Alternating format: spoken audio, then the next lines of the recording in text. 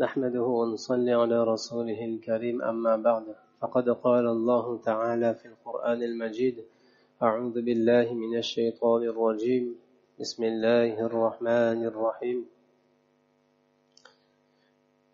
فمن يعمل مثقال ذرة خيرا يره ومن يعمل مثقال ذرة شرا يره وقال تعالى أن الله قد أحاط بكل شيء علما أن الله على كل شيء قدير وأن الله قد أحاط بكل شيء علما صدق الله العظيم.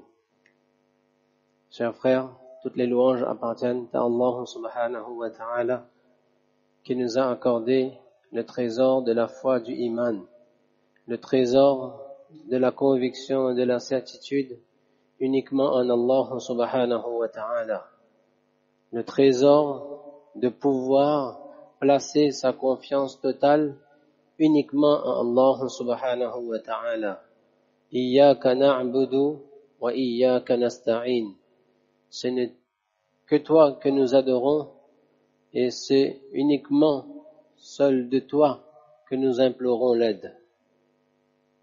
Ça c'est un véritable cadeau de la part d'Allah subhanahu wa ta'ala. On a eu ce matin l'occasion aussi de rappeler cela, que parmi les bienfaits de la venue des Anbiya alayhimus salam et de la venue de Rasulullah sallallahu alayhi wa sallam sur cette terre, eh bien le fait pour chacun de nous de pouvoir placer notre conviction et notre certitude et notre confiance en Allah subhanahu wa ta'ala.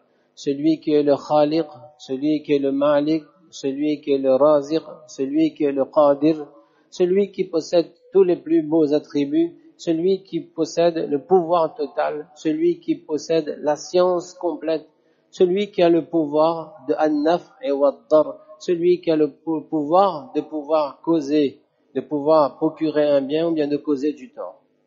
Et ça c'est notre yaqin, ça c'est notre certitude inébranlable, incha'Allah ta'ala, dans notre conviction envers Allah subhanahu wa ta'ala.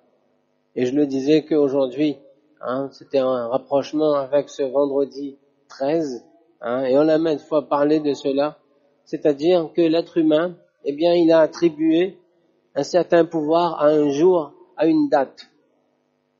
Le fait de penser que tel jour, ou telle action, ou telle date, etc., aurait un pouvoir quelconque de nous faire du bien ou de nous faire du tort. Et par rapport justement à ces superstitions qui existent et que Rasulullah sallallahu alayhi wa sallam est venu éradiquer, effacer, pour ne placer la confiance totale uniquement qu'en Allah subhanahu wa ta'ala, eh bien le fait que les gens pensent qu'aujourd'hui, eh bien c'est un jour qui peut nous porter, eh bien malchance, malheur, etc. Au point que, et vous voyez comment parfois on se dit non, on n'y croit pas vraiment, mais oui, ça se dit, c'est la croyance populaire. Au point qu'on a réussi, et un frère nous le rappelait, qu'on a réussi à enlever de tous les avions, eh bien un siège qui serait le siège numéro 13. Que quand on prend l'avion, nous avons chacun de nous sur le boarding pass, comme on dit, le numéro de siège. Eh bien quand on entre dans l'avion, eh bien vous n'aurez jamais une carte d'embarquement avec un siège qui vous est attribué avec le chiffre 13. Il n'y a pas de siège numéro 13. Passez, pour ceux qui ne l'ont pas encore vérifié. Après le 12, on passe à 14. Pourquoi il n'y a pas? Ça porte malchance. Allahu Akbar. Non, il n'y a pas de malchance, il n'y a pas de malheur. Et aujourd'hui, alors il y en a qui y croient tellement que pour se rassurer, pour comme on dit, conjurer le sort, eh bien on dit que on va essayer de transformer ce jour dans lequel on a pensé qu'il est ma source de malheur comme un jour de bonheur. Et qu'est-ce qu'on fait par exemple? Eh bien la Française des Jeux fait le loto du vendredi 13. Et on dit qu'il y a plus de gens qui jouent ce jour-là pour conjurer le sort, que le malheur peut devenir finalement le bonheur. Et que quelqu'un dirait j'ai gagné des millions, vous voyez, c'est vendredi 13. Pour moi, ça n'a pas marché, le malheur, c'est le bonheur. Or pour nous, il n'y a ni malheur et ni bonheur. Il n'y a ni malheur ni bonheur dans quelque chose qui est en dehors d'Allah subhanahu wa ta'ala. Que tout est entre les mains d'Allah. Qu'il y ait un siège 13, eh bien, Inch'Allah, à l'embarquement, à l'enregistrement, je dirais donnez-moi le siège 13, Inch'Allah. Et parce qu'on prend emmener un service spécial pour celui qui occupe le siège 13. Pas de problème. Ça c'est le yaqin, ça. Les Sahaba radiyallahu anhum ont prouvé cela dans différentes circonstances, en rappelant que ma foi totale, elle est en Allah.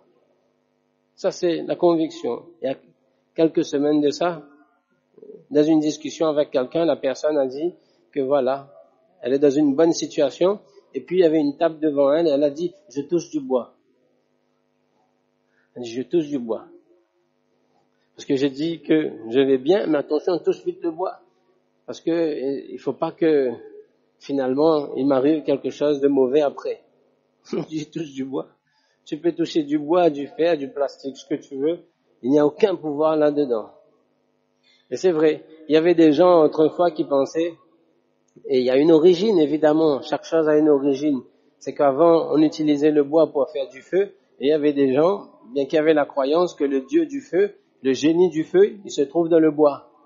Et donc, pour s'attirer la grâce de ce dieu-là, eh bien, on touchait ce bois-là, par lequel, après, on faisait du feu, etc. Et alhamdulillah, notre dîn nous a enlevé toutes ces choses-là. Que nous, on ne fait pas dépendre notre bonheur, notre succès, notre réussite, ou notre difficulté, ou nos difficultés et nos épreuves, c'est un élément qui est en dehors de la volonté d'Allah. Et c'est pour ça le Coran, il a des termes bien précis. Quand Allah Ta'ala, il parle de ceux qui adorent un autre que lui, il dit وَيَعْبُدُونَ مِن دُونِ اللَّهِ مَا لَا يَضُرُّهُمْ وَلَا يَنْفَعُهُم. Ces gens-là adorent des divinités qui n'ont ni le pouvoir de leur causer du tort, ni le pouvoir de leur procurer du bien. وَيَعْبُدُونَ مِن دُونِ اللَّهِ مَا لَا يَمْلِكُ لَكُمْ ضَرًّا وَلَا نَفْعًا. Ces gens-là adorent des divinités qui n'ont pas le pouvoir du bien et du mal. Allah subhanahu wa ta'ala. Les situations, elles sont autour de nous. Et les gens s'interrogent. Tout est entre les mains d'Allah. Tout est entre les mains d'Allah. Il y a un pilote dans l'avion, c'est lui qui contrôle. Les passagers, ils dorment. Allah subhanahu wa ta'ala, eh bien, il régit. Allah ta'ala, il fait fonctionner l'univers. Et on place notre confiance en lui. Tout est entre ses mains. Les situations sont les situations. Il y a, comme on a dit, des hauts, il y a des bas. Notre confiance, elle est totale en Allah subhanahu wa ta'ala. Et Rasulullah sallallahu alayhi wa sallam, il est venu pour planter la graine de cette certitude, de ce iman dans le cœur des gens. Et il ne le rappelait pas aux plus grands, il le rappelait dès leur jeune âge aux plus petits. Et nous avons ce magnifique hadith de Ibn Abbas radiyallahu anhuma. Il dit que j'étais sur la monture, derrière le prophète sallallahu alayhi wa sallam, et le prophète sallallahu alayhi wa sallam, il s'adresse à moi. Wallah, mes frères, hadith simple, hadith maintes fois entendu.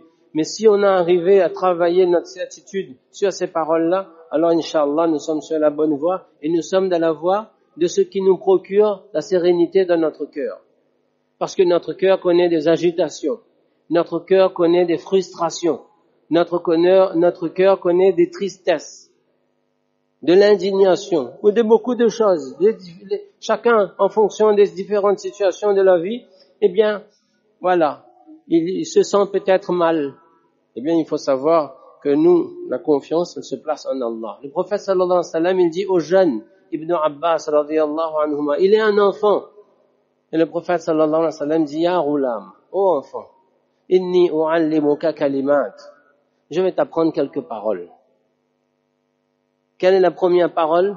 Ihfazillaha yahfazka. Tu veux la protection d'Allah? Alors protège les commandements d'Allah. Préserve les commandements d'Allah et Allah il te préservera. Ihfazillaha tajidhu amamak. Préserve les commandements d'Allah et tu trouveras Allah devant toi. L'être humain, il se trouve parfois dans des difficultés. Et il dit, et même le croyant le dit, mais où est Allah? Ceux qui n'ont pas la foi solide, ils disent, mais où est Dieu alors? Lorsque des calamités s'abattent, lorsque des catastrophes naturelles surviennent, où est Dieu dans tout ça? Il est là. Il est là. préserve les commandements de Dieu, tu le trouveras Allah devant toi. Lorsque tu as besoin de quelque chose, Rasulullah sallallahu alayhi wa sallam, il forme le iman des sahaba dès leur jeune âge. Idha sa'alta fas'alillah. Lorsque tu veux demander, demande à Allah. Aujourd'hui, lorsqu'il y a des épreuves, lorsqu'il y a des difficultés, on dit, mais pourquoi l'autre il fait pas ça? Pourquoi l'autre il fait pas ça? Qu'est-ce que lui pourrait faire pour moi? Qu'est-ce que lui pourrait faire pour nous? As-tu pensé, avant de regarder tout autour, de lever les mains pour s'adresser à celui qui est en haut? Idha sa'alta fas'alillah. Lorsque tu demandes à Allah. Yaqub alayhi salam, il paie à son fils. Il ne se tourne pas vers les gens. Ashku bathi wa huzni ila Allah. Je me plains de ma tristesse, de mon désarroi, de mon épreuve. Je m'en plains à qui? Ila Allah, à Allah. C'est entre ses mains. Idha sa'alta fas'alillah. Lorsque tu demandes à Allah. Wa idha sta'anta fasta'in billah. Lorsque tu demandes de l'aide, eh bien demande de l'aide à Allah.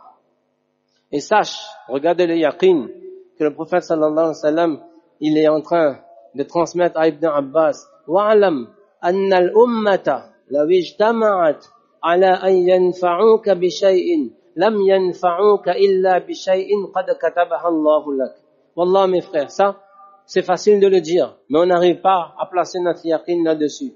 Le prophète sallallahu alayhi wa sallam, il dit à Ibn Abbas radiyallahu anhuma, sache que si la ummah entière, l'humanité entière, devait se réunir pour te procurer un bien, pour te donner quelque chose, pour te faire un bien, eh bien, il ne pourrait te causer aucun bien, il ne pourrait te faire procurer aucun bien, sauf si Allah subhanahu wa ta'ala l'a voulu.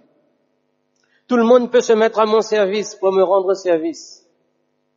On peut prendre tous les responsables, tous ceux qui ont le pouvoir, tous ceux qui ont les richesses, tous les politiques, tout le monde. On prend tous les hommes du monde pour que, eh bien, je puisse obtenir un bien quelconque. On ne l'obtiendra pas, sauf si Allah subhanahu wa ta'ala l'a écrite pour toi. Et si Allah ne l'a pas écrite pour toi, cette chose, eh bien, le monde entier peut remuer ciel et terre, rien n'arrivera. C'est notre confiance. C'est notre certitude, c'est notre yaqin, que c'est entre les mains d'Allah. Et la suite, وَلَوْ اجْتَمَعُوا عَلَىٰ أَنْ يَضُرُّوكَ بِشَيْءٍ لَمْ يَضُرُّوكَ إِلَّا بِشَيْءٍ قَدْ كَتَبَهَ اللَّهُ لَكَ. Si l'humanité entière devait se réunir pour te causer du tort, alors il ne pourrait te causer du tort, sauf d'un tort qu'Allah subhanahu wa ta'ala il l'a voulu.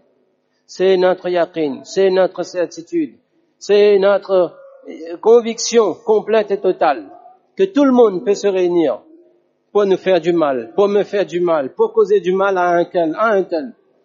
Le mal ne sera pas causé si Allah ne le veut pas. C'est entre ses mains. Et la décision qu'il a prise du bien et du mal, c'est entre ses mains, celui qui en a la connaissance et celui qui sait ce qu'il fait. L'être humain, il suit le cours des choses. L'être humain, il suit le cours des choses. Il fait ce qu'il a à faire. Il lève les mains. Il fait patience dans l'épreuve. Et puis, il se tourne vers Allah. L'épreuve est là pour réveiller ceux qui savent observer. Que tourne-toi vers Allah. Rien ne sert de parler, de faire de grands discours. Il suffit de lever les mains, de se tourner vers Allah et de verser les larmes devant Allah. Tu vis une épreuve, tu vis une difficulté. Tu as besoin de quelque chose, demande à Allah. Tu peux utiliser les causes, mais place ta confiance en Allah. Rasulullah sallallahu alayhi wa sallam, il dit cela et il dit rufi'atil aqlam wa juffatis suhuf. Les stylos, les plumes ont été levées et l'encre s'est séchée. Les feuilles se sont séchées. Ça y est, c'est écrit, c'est comme ça. Et dans une autre version de ce hadith, il dit encore Ibn Abbas radiyallahu anhuma, pense à Allah dans les moments de facilité. Il se souviendra de toi dans les moments de difficulté. Sache que ce qui devait te manquer ne doit pas t'atteindre. Et sache que ce qui doit t'atteindre, eh bien, tu ne peux pas le manquer. Sache que anna an-nasra ma'a as-sabri l'aide d'Allah viendra avec la patience et que Allah subhanahu wa ta'ala ouvrira les portes de la facilité. Wa anna ma'al usri yusra, la difficulté est suivie d'une facilité. La leçon que nous retenons de ce hadith, et on termine là-dessus, c'est que notre confiance totale est en Allah subhanahu wa ta'ala. Ce vendredi 13, c'est aussi l'occasion pour nous le rappeler qu'on attribue le pouvoir à personne, à aucun être et à aucune créature, à aucun élément de cet univers, mais ma confiance, elle est totale et elle est unique en Allah subhanahu wa ta'ala. Hasbunallah wa ni'mal wakil. Allah nous suffit et il est le meilleur garant. Fajazakumullahu khaira wa akhiru da'wana alhamdulillahi rabbil alamin.